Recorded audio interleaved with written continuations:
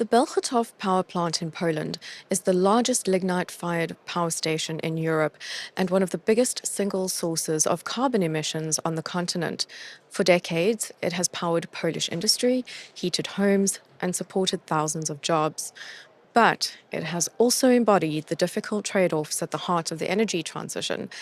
To unpack the details of the Bełchatów energy transition, I'm joined by Monika Manowska, investment advisor at Energy Investment Management. Monika, thank you so much for joining us.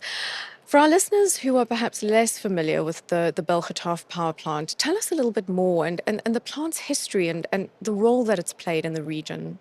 Yeah, of course. So first of all, I'm very happy to be here. Thank you. And yeah, for those who don't know, Bełchatów is the largest lignite-powered power plant in all of Europe. It was established in Poland in 1975, and it is owned by PGE, which is the largest energy group in Poland. It's state-owned, and it is responsible for around 20% of Poland's total electricity. But at the same time, it is also, as you said, the single biggest emitter of CO2 in Europe. It emits, as of recently, around 27 million tons of CO2 every year, and that number has already decreased because 4 years ago that was 30 million, and 6 years ago that was 38. So they managed to get down quite a bit, but it is still a very, very large amount and still first place in all of Europe. And so now that the issue is how do we shut down the plant that is also running out of lignite, so it has an unavoidable deadline that we cannot go around. How do we shut it down? At the same time, how do we replace that energy that's been provided to Poland for decades now? And how do we do that while taking care of the workers who work in the plant, in the mine, and in the surrounding areas? So there's obviously a timeline. You say there's a deadline. So help us understand, when will the plant shut down? This is surely a process. This is not something that can happen overnight. Yeah, of course not. So the mine is expected to run out of lignite by 2046.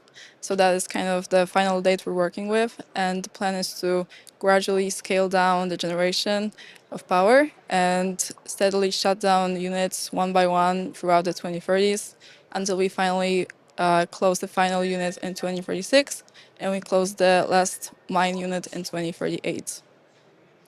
That is quite a process. Did I hear correctly, Monika, that Bełchatów has been responsible for 20% of Poland's electricity generation? That is correct. Okay, so when this plant shuts down and is no longer generating, how do we fill that gap? What kind of technologies are we going to look to? Is it renewables? Is it gas? How do we fill this generation capacity gap? I think it's hard to answer this with a definite answer for now, but the ideas are to ideally replace it with renewable energy. And so the ideas are mostly to focus on solar and wind energy, which would make up most of the electricity loss that was previously generated by Bełchatów. But that is the most optimistic scenario. If we could replace all of it by solar and wind, that would be great. It's probably not what's going to happen. We're probably going to have to mix it with some either biomass or waste to energy or other types of lower carbon intensive technologies, but they're still not zero carbon. Okay, so that's for the power generation aspect of it. And then for the mine pit, am I correct that there's something special planned for that area as well? There is a very special plan. So the mine pit that's left behind, that will be left behind, is enormous. It can fit approximately 5,000 football pitches. So it is a great, great hole in the ground that's actually visible from space also. And so it's a big question of what do we do with the mine pit once the power plant is no longer functioning. And PG actually already has a plan, already has an answer to that question. And they want to create a sort of recreational lake by 2070, so turn it more into a touristic hub. And that will have different sport activities such as skiing or golfing or extreme sports and leisure spots. So really turn it around completely and change the industry of the place. But even though that is PGU's plan, it has faced a lot of criticism because Bełchatów, the complex in Bełchatów as it is, has already a quite extensive infrastructure built in. And so it would be, well, a loss of opportunity and a loss of resources to ignore all of that infrastructure and just turn it into a tourism hub instead. And so experts have suggested that maybe it would be better to actually focus on renewable energy in the area afterwards. And so some of the ideas are, for example, installing solar arrays on the more shallow edges of the pit, or you could also install floating solar panels once the water has filled in the pit. There could also be installed onshore wind, and altogether it's expected that the infrastructure could support around 6 to 11 gigawatts of renewable energy in the region. That does sound very exciting. It sounds exciting because we are able to talk about it in this context, but perhaps for the people who live there, I'm not sure how exciting that is, especially in a community where coal has been so deeply embedded in generations and within families. Tell us, Monica, what is the impact of this energy transition on the people that live there? Yeah, so as you said, well, mining has been a thing for decades in the region now, and so it's families that have their fathers were miners, their grandfathers were miners. It runs in the family. They also take great pride in their work, and so it's definitely a extremely big issue for them that the plant is due for a shutdown. So the town of Bełchatów before the plant was installed there. Actually, before that, it was a very poor, underdeveloped region that relied on agriculture. And so the power plant really flipped its destiny around and helped it prosper economically. And it is still the main economic driver in the region. It's estimated that PG directly employs around 7,500 people in the complex, and indirectly it comes up to around 20,000 people. And when you look at the region, that the city has around 50,000 per people, the region itself a bit over 100. That's an enormous percentage of people living in there.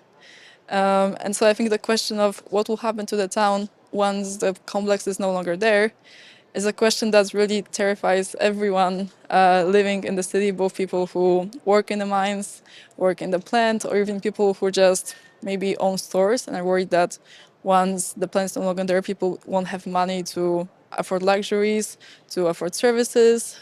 So that would really impact the whole economy of Bełchatów. And obviously, the economic concerns are not the only concerns, because when we were discussing this topic in more detail, you did mention energy independence and resilience, which is a really big focus for Poland. Would this help or hinder that? Well, that depends how we manage the transition. Um, Obviously, if the power plant is shut down and we don't have any other solutions, any other alternatives, Poland might be forced to import the needed electricity, and that would definitely hinder us in reaching more of a national energy independency, which is a very, very big topic for Poland, especially because Bełchatów, when it was installed, it was actually a way for Poland to become more independent when it comes to energy. And right now, especially with the political climate, we were kind of forced to stop importing, for example, from Russia, oil, gas. And so I think right now it's a very big topic for Poland to be able to generate its own energy and not have to rely on importing from other countries. Would you say that lessons have been learned so far in the process that Poland could share with other countries that are experiencing a similar transition? I think so far um, we still have to we still haven't made enough progress to actually show lessons. I think that once the transition is complete and hopefully it is successful, it will be a great example of how do we manage such a big shift away from coal for other countries. Or maybe in the worst case scenario, if it is not successful, maybe it will serve as a warning towards other power plants as well, both in Europe and around the world. I think that Bełchatów is the biggest lignite-powered power plant in Europe, and so if if the Bełchatów manages to actually transition, I think that can definitely serve as an example to other power plants and kind of help us figure out how do we deal with such changes. One final question. Monica, this is obviously something that is close to your heart. It's part of your studies as well. Tell us why you decided to really research this and investigate this. Well, since I come from Poland, it is a very, very big topic for me, and especially since my work is with energy and also my studies are economics, I think that's the perfect combination of two in a way because it really combines both. And I think that right now, as we move towards this transition, Poland is really kind of on the verge of a really big change. And I think how we approach this transition and what we do with it can really determine how we will end up as a country. Indeed. Well, thank you so much for your time and for sharing your insights. It's been a pleasure. For more insights, join the Enlit community.